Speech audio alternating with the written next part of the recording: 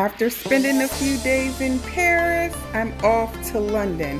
The Eurostar train ride was great. It was 130 euros round trip.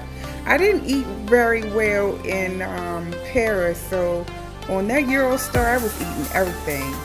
As soon as I arrived in London, I felt the love. It was a gentleman that carried my luggage up the steps. I couldn't believe it because my luggage, I be having a lot of luggage. So I checked into the Airbnb. It was a really cute setup. My host, she was amazing. I think she was an artist or something, but she was just a wonderful host. I went to the ATM machine, got some money, and hit the streets. I used the bus a lot, so I was able to sightsee. I like bus rides, so it was all good. I went to the famous London Bridge. The bridge wasn't falling down. It was all good. I did a lot of walking. I didn't realize there was so many bridges right in that area. So I think I saw about 4 different bridges, which was cool. It was a bit cold outside. It was a bit nippy in London. But I did, like I said, a lot of walking. As a solo traveler, I'm just able to go at my own pace and flow.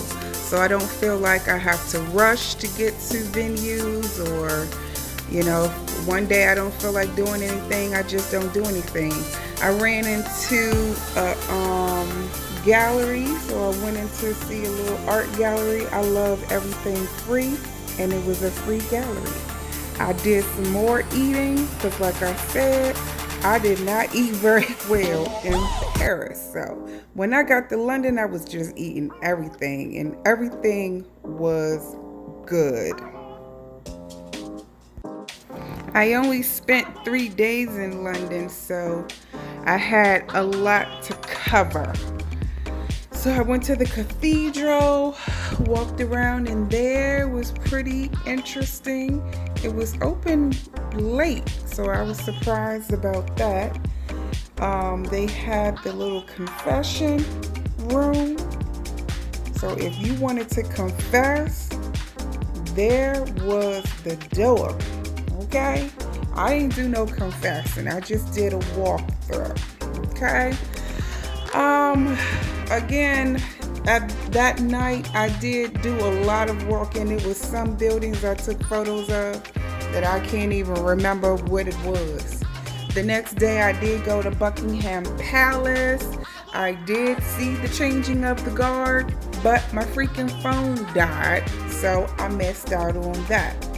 I learned that day to carry a battery just in case.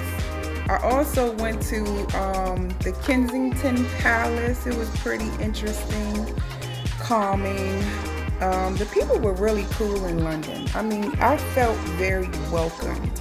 I do like going to countries where I feel welcomed, and they made me feel welcome. Look at the Big Ben. Okay? Now, I read about the Big Ben in some history books, so it was real good to be able to see it. A trip isn't complete unless you do what? Go to the mall, and that's what I did. That's what I did at the mall, though. I didn't find anything that I wanted. I went there to eat again, and it was so good. And, I just met people, and they were just talking to me while I was eating, and saying, oh, you're from America, and blah, blah, blah. I'm telling you, the men looked like they were like the Kim Kardashians of men. They were really buffed, really in shape, clean cut, pretty much had it together. So we talked for a few minutes. They told me that American girls are too aggressive for them. I couldn't believe it. I was like, okay.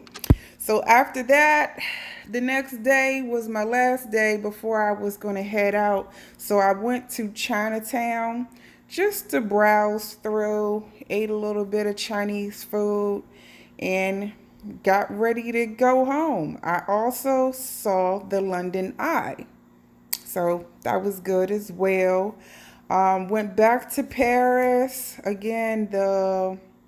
It took about 4 hours to get back. Stayed overnight there. Had my little nephew with me.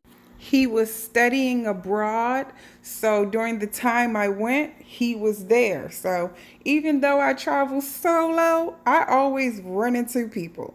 So he rode the train back with me to Paris because he had never been, and he did some touring and all that. And I left the next day. I had a layover in Iceland again and flew back to BWI. So that was my little journey. So I did a 2-in-1, Paris and London. I did like London better, but all to say, I made the best of it regardless. Thanks for watching, YouTube, and tune in for my next holiday edition. Peace.